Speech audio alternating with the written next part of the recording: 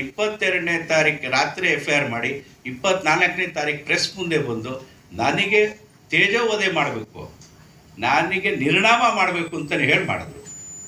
ಅದು ಒಂದು ಮಾಡಿದರೆ ಎಷ್ಟೋ ಚೆನ್ನಾಗಿರ್ತದೆ. ಕೇವಲವಾಗಿ ಮಾತಾಡಿದ್ರು. ಅವನ ಮಗ ಇದ್ದಾನೆ, ಸ್ನೇಹಿತು, ನನ್ನಿಂದ ಅವನಿಗೆ ಲೈಫ್ ಥ್ರೆಟ್ ಇದೆ ಅಂತ ಹೇಳ್ತಾನೆ.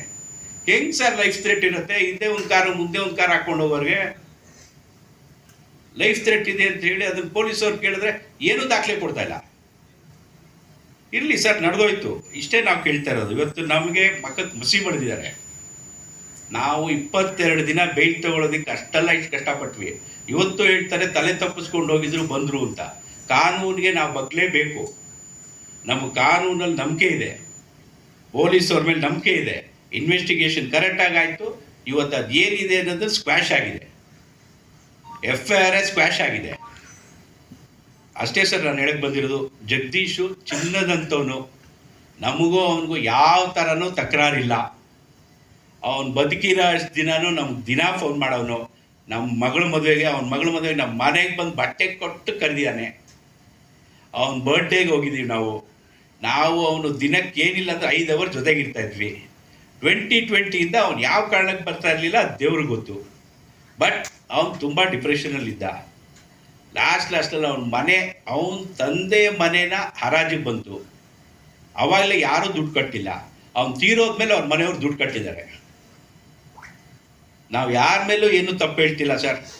ನನಗೆ TV ಮುಂದೆ ಎಲ್ಲರ ಮುಂದೆ ಕೂತ್ಕೊಂಡು ನನ್ನ ಅಪರಾಧಿ ಅಂತ ಮಾಡಿದ್ರು. ಯಾವ ಕಾರಣನೂ ಕೊಡ್ದಿರ ಮಾಡಿದ್ದಾರೆ. ನಾವು ಕಣ್ಣಲ್ಲಿ ನೀರು ಬಂತು ನಮಗೆ. ಏನು ದಾಖಲೆ, ಒಂದು ದಾಖಲೆನೂ ಕೊಟ್ಟಿಲ್ಲ ನಿಮಗೆ. ನೀವೆಲ್ಲ ಚಾನಲ್ ಅವರು ತೋರಿಸಿದ್ರು A1 A2 ಅಂದ್ಬಿಟ್ಟು ನಂದು ಯಾವುದೋ ಫೋಟೋ ತೆಗೆದು ಹಾಕಿದ್ರು. ನಮ್ಮ ಮರ್ಯಾದೆ ಹೇಗೆ ಸರ್?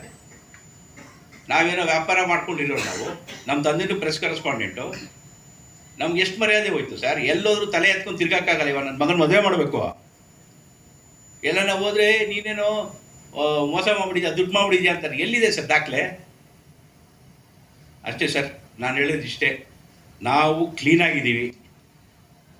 ಹೈಕೋರ್ಟಿಂದ ನನಗೆ ತೀರ್ಮಾನ ಆಗಿದೆ. ನಮಗೂ ಜಗದೀಶ್ ಸಾವುಗೂ ಯಾವ ಥರನೂ ಸಂಬಂಧ ಇಲ್ಲ. ಆಮೇಲೆ ಹಣದ ವಿಚಾರವಾಗಲಿ, ಜಗದೀಶು ನಾವೇನಾರ ಮೋಸ ಮಾಡೋವಂಥವ್ನಲ್ಲ. ಜಗದೀಶು ಟೈಗರ್ ಇದ್ದಂಗೆ. ನಿಮ್ಗೆಲ್ಲರಿಗೂ ಗೊತ್ತಿರ್ಬೋದು ಜಗದೀಶ್ ಹೆಂಗೆ ಅಂತ. ಯಾರನ್ನು ಚಿಕ್ಕಪುಟ್ಟ ಮಗು ಅಲ್ಲ. ಅವನ ಹತ್ರ ಏನು ಕಿತ್ಕೊಂಡ್ಬಿಟ್ಟು ನಾವು ಮೋಸ ಮಾಡಿಬಿಟ್ಟು ಎದುರಿಸೋಕ್ಕೆ, ನಾನೇನೋ ವಿಡಿಯೋ ಇಟ್ಕೊಂಡಿದ್ದೀನಿ, ಎದುರಿಸ್ತಾ ಇದ್ದೀನಿ ಅಂತೆಲ್ಲ ಹೇಳ್ತಾರೆ. ಏನು ವಿಡಿಯೋ ಇಟ್ಕೊಂಡು ಎದುರಿಸೋಕ್ಕಾಗತ್ತೆ ಸರ್? ಅವನು ಇಸ್ ನಾಟ್ ಎ ಸ್ಕಿಡ್. ಈಗಿನ ಕಾಲದಲ್ಲಿ ಮಗು ಕೈಲಿ ಒಂದು ಚಾಕ್ಲೇಟ್ ಕಿತ್ಕೊಂಡು ಜೋರಾಗಿ ಕೂಗ್ಕೊಡುತ್ತೆ. ಅಂತಂದ್ರೆ ನಾವು ಅವ್ನು ಮೋಸ ಮಾಡಿದ್ರೆ ಅವ್ನು ಸುಮ್ಮನೆ ಬಿಡ್ತಾನ? ಈ ಸದ್ಯಕ್ಕೆ ಸರ್ ನೆಕ್ಸ್ಟ್ ಇದೇನು ಹೇಳೋಣ ಅಂದರೆ, ಸೌಂದರ್ಯ ಕನ್ಸ್ಟ್ರಕ್ಷನ್ನ ಮುಗಿಸ್ಲೇಬೇಕು ಅಂತ ಹೇಳಿ ಮಾಡಿರೋದು ಸರ್. ಇದು ನಮ್ಮನ್ನು ನಾವು ಮುಂದೆ ಏನು ಪ್ರಾಜೆಕ್ಟೇ ಮಾಡಬಾರ್ದು ಅಂತ ಹೇಳ್ಕೊಂಡು ಮಾಡಿದ್ದಾರೆ. ಇವಾಗ ಅವ್ರಿಗೆ ಏನು ಸಿಕ್ಕಿದೆಯೋ ಗೊತ್ತಿಲ್ಲ.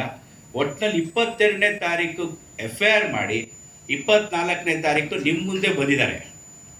ಯಾಕೆ? ಏನು ಸರ್ಕಾರದ ಮೇಲೆ ನಂಬಿಕೆ ಇಲ್ವಾ? ಗೌರ್ಮೆಂಟ್ ಮೇಲೆ ನಂಬಿಕೆ ಇಲ್ವಾ? ಕಾನೂನು ಮೇಲೆ ನಂಬಿಕೆ ಇಲ್ವಾ? ಪೊಲೀಸ್ ಮೇಲೆ ನಂಬಿಕೆ ಇಲ್ವಾ?